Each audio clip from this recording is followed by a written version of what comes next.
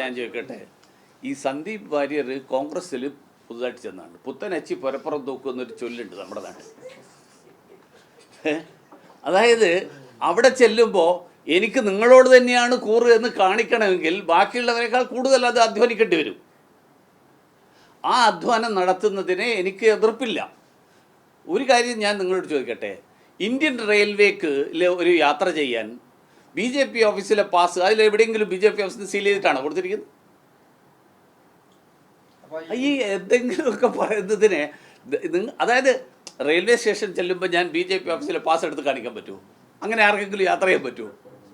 വന്ദേ ഭാരത് യാത്രയ്ക്ക് ആദ്യ യാത്രയ്ക്ക് പാസ് ടിക്കറ്റ് നൽകുന്നത് അത് സംസ്ഥാന സർക്കാരാണോ കേന്ദ്ര സർക്കാരാണോ? അല്ല, അതൊക്കെ അതത് സമയത്തുണ്ടായിരുന്നല്ലോ.